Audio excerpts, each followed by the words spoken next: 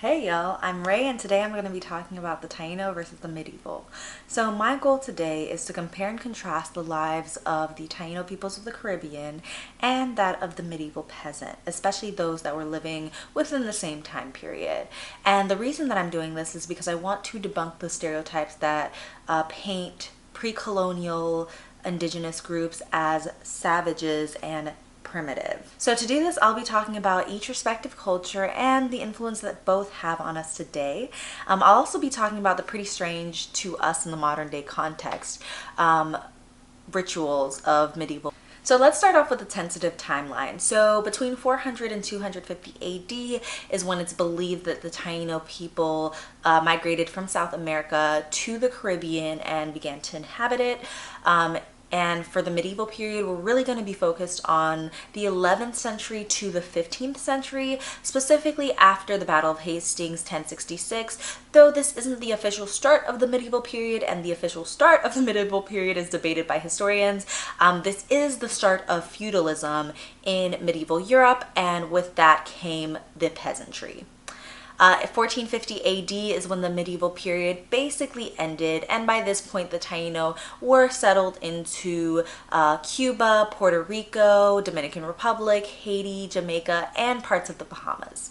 And of course 1492 is when Christopher Columbus, that homicidal maniac, sailed the great ocean blue. So starting off with a day in the life of the average Taino person. So the Taino people had many subcultures within their grouping, but they weren't the only indigenous group in the Caribbean. There were also the Caribs, the Arawaks, and several other indigenous groups. One study notes that the population of the Taino was fairly large and there wasn't much inbreeding.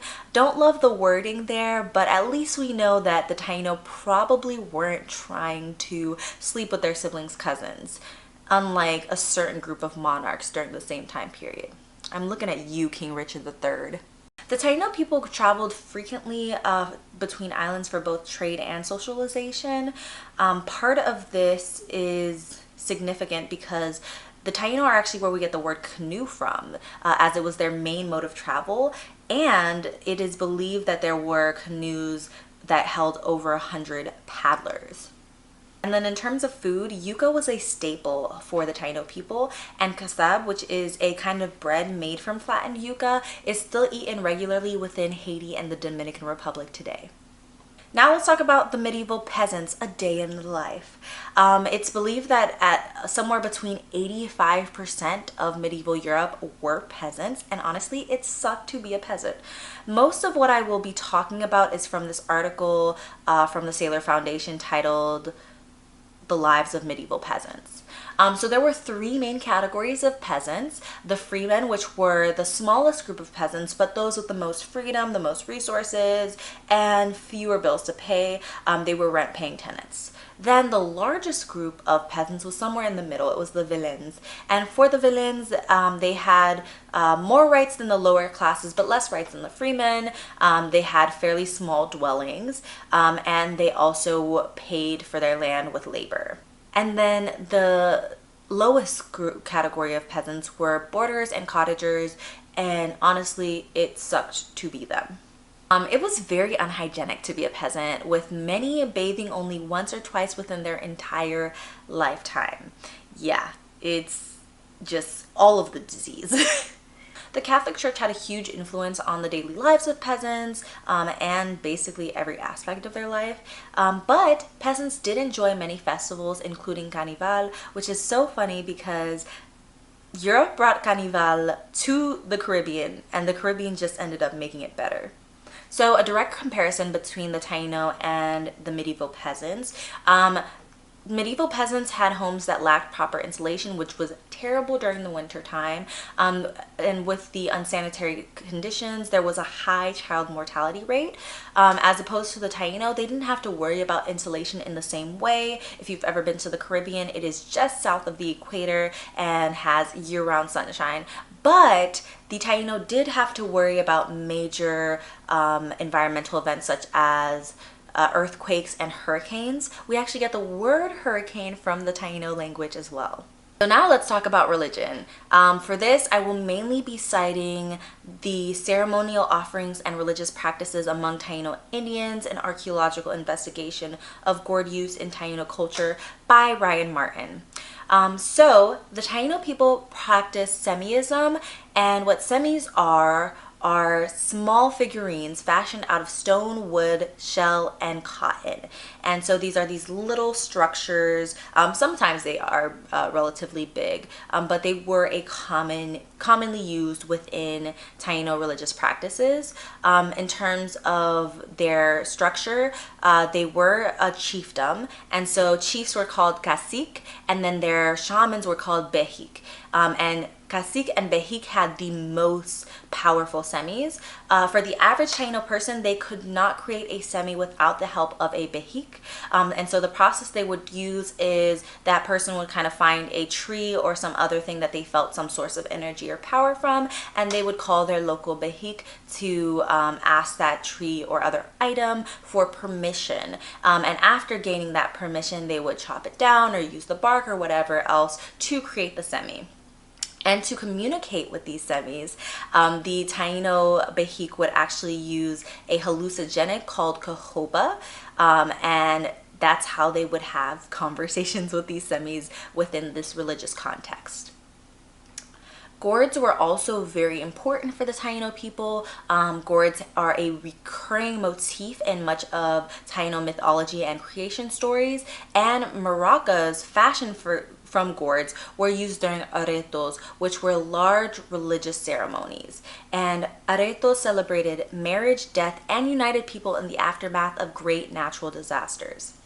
So in terms of the gods that the Taino people worshipped, we see a lot of gender aspects of the god, one of which being the masculine yucahu, which is the lord of the yucca plant. And as I mentioned before, yucca was incredibly important for the Taino people. It was a staple of their diet and used throughout their daily life. We also have these twins generated from the masculine,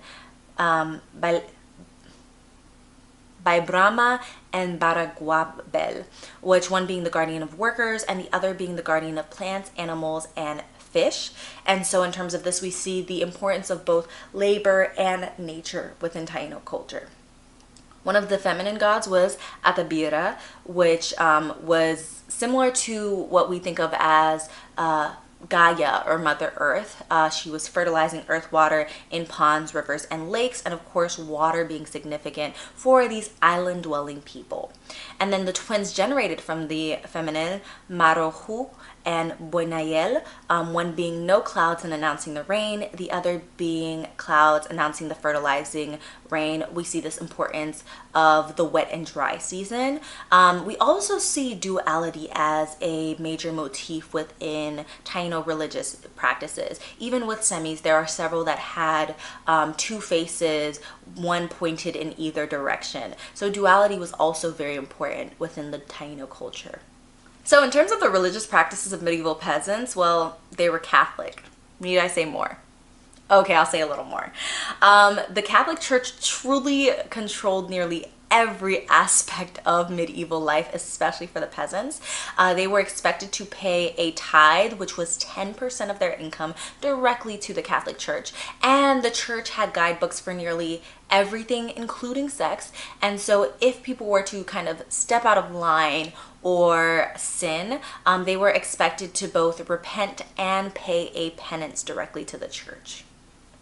Guilt was also used as a form of control by the church, making so that every sin, every mishap, everything was something that was punishable by, if you don't repent and pay a penance, you're going directly to hell. And since this is for my gender and sexuality class, yes, I'm almost done with my master's. Of course, I have to talk about gender and sexuality within both cultures. So, gender and sexuality for the Taino, for the Spanish arriving to the islands during the start of the colonial period, it was actually shocking for them because the Taino people were very sexually liberated. Many of their semis actually have imagery that alludes towards sex, and I'll put in an image here. The description for this image is that this is a cahoba inhaler, but we can't ignore that positioning. In terms of gender roles, it seems from the little research that there is out there about it that the Taino were fairly balanced when it came to gender roles, or at least weren't necessarily confined by them. Both men and women did participate in various forms of labor, and we don't see a ton of things that were strictly gendered one way or the other. I didn't see much research on anything involving trans identities or two-spirit people within the Taino culture, seeing as two-spirit kind of seems more common with North American indigenous groupings. So I don't know too much about sexuality as far as the Taino people go outside of the heteronormative, but I don't think it would be too much of a stretch to say that it was probably a fairly open culture. Sexuality within the medieval peasants, they lived and died by the patriarchy. They lived within very confined gender roles, and conforming to gender roles was seen as akin to godliness. It was seen as a ticket to heaven. There also seems to be this assumption that sex and sexuality wasn't spoken about very much during the medieval period, but I would like to make the argument that it might have been spoken about a little too much, especially like I noted before, the Catholic Church had a whole book about what you could and couldn't do as far as sex goes, and they were a very puritanical society. They were kind of obsessed with what everyone was doing and whether they were doing it right, but we do see instances of women playing an active role in terms of sex and sexuality, like in the Wife of Bath prologue from Chaucer's Canterbury Tales, but this itself could have been a satire, so we don't know too much. But at the end of the day, her sex and sexuality was confined within marriage. So it was something where, you know, they could be women could be active participants in sex, but it had to be within the confines of marriage. Okay, so let's talk about the lasting impacts of both cultures. So as far as the medieval goes, we still function under the patriarchy. It continues to torture me to this day. Feudalism was just a precursor to capitalism, but hey, at least we got carnival out of it. In terms of the Taino, they continue to live on through their descendants, through various Caribbean cultures, and in many of our languages. As mentioned before, canoe and hurricane, and several other terms actually originate from the Taino language. So there is this project by Haruka Sakaguchi, which will be put here, called I Am Taino. And Haruka Sakaguchi is a Japanese documentary photographer based in New York, and this I Am Taino project, with the images that will be inserted here, displays several Taino people or Taino identifying people, and next to them is a Puerto Rican census from 1802 where it is marked off or X'd off as I Am Taino. I think this project is beautiful and I think it's very well done, but I do take issue with the way that Sakaguchi notes Taino as a group of indigenous peoples of the Spanish-speaking Caribbean, because this excludes Haiti, Jamaica, and the Bahamas, which were also inhabited by the Taino and don't necessarily speak Spanish. And so even though we can say that, well, people in Haiti don't have much Taino DNA, that negates to acknowledge that the Taino culture still lives on in Haiti and in Jamaica and in the Bahamas.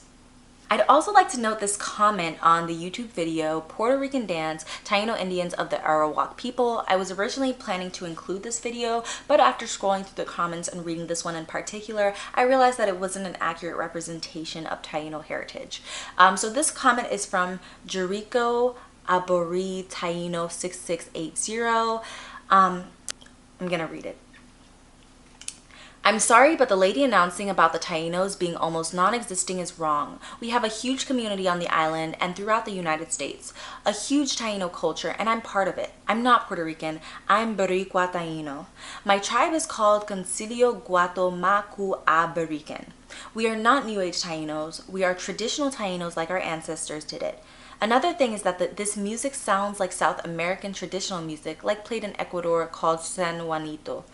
I know because my wife is from Ecuador and I know this type of music. When doing arreto, the traditional music is just a drum, a mayo huacan, maracas, and a maracas, and that's it.